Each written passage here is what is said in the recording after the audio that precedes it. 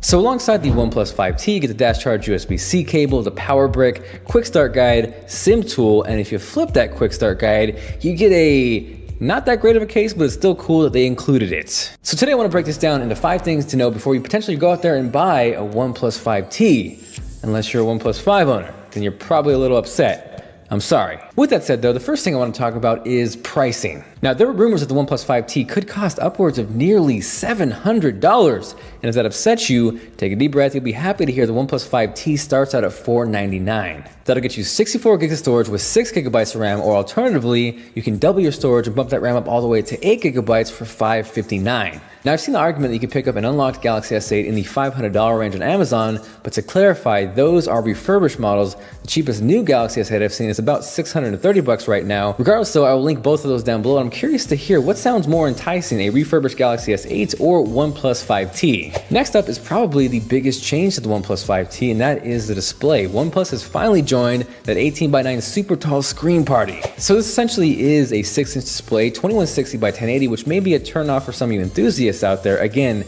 given the price point, I think the screen looks fantastic, and if you need more resolution, you can hop up to a Galaxy S8 or even the fan favorite, the LG B30. What's nice with this though is if you stack it up side by side against the OnePlus 5, the form factor really hasn't changed. You are just getting a taller display. Because of the display though, you do lose the fingerprint reader on the bottom that effectively is moved towards the back in a much better location than the Galaxy S8 or Note 8. It's right smack in the middle and it works really well. Now at the event, OnePlus was not shy to take shots at Google and their Pixel 2 display issues, and for those curious about the OnePlus 5T, I have not seen any blue shipped on this phone. It looks fantastic, and again, the only potential drawback for some of you out there is it's a 1080p display. Now from there, the third thing to talk about is the camera, or dual cameras rather. It still features a 16 and 20 megapixel sensor just like the OnePlus 5 did, but what's kind of weird is that secondary lens is no longer a telephoto lens. It's the same exact focal length, the same exact aperture, and from what I understand, OnePlus is claiming that the secondary lens is going to be a low light lens, so when it knows you're in a lower light situation, it's going to opt to use that one instead. So with that comes a couple different things. One, portrait mode will still in fact work. The only difference is because those are the same focal length, the image will no longer be cropped. Now number 2, when you punch in on the OnePlus 5T camera, that zoom is purely digital. So to give an example of how everything looks, here's a shot taken on the OnePlus 5T. Here's that same shot punched in. I'm curious to know what you guys think of the quality. Same thing here, here's a shot straight out of the OnePlus 5T camera, and as we zoom in,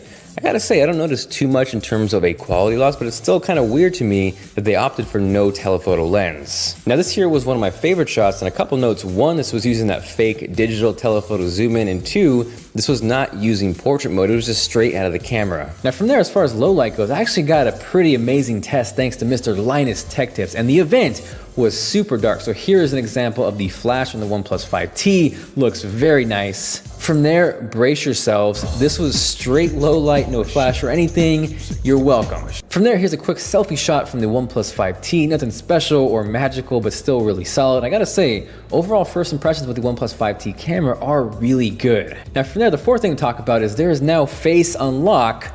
Love the name, now on the OnePlus 5T. From what I can tell, OnePlus is not banking on this being the primary form of security on this phone, especially because you can only use it to unlock things. As far as purchases go, you must use your fingerprint to do those. With that said though, setup was insanely fast, and I think the unlock process may be even faster. No joke, you literally pick up the phone, hold it up to your face, and you are in the phone. So is Face Unlock a game changer on the OnePlus 5T? Nope, but it is a super fast and convenient way to get into the phone, and for those who still want that trusty fingerprint reader, you get the best of both worlds. Now the last thing I want to talk about is the OnePlus 5T isn't that much different than the OnePlus 5. The weird part is the OnePlus 5 was not released that long ago, so I'm sure some of you out there who just bought that phone gotta be feeling a little left out in the dark. They did this last year with the OnePlus 3 and 3T, so it's kind of setting a track record to not buy the first iteration of the phone. The other kind of weird part too is it's so late in the year, we're getting closer to the Galaxy S9, or Samsung's probably gonna call it the Galaxy S10. Either way though, it's really late in the year. And from there, I'm curious to know what you guys think of this. Now at the event, OnePlus kind of defended this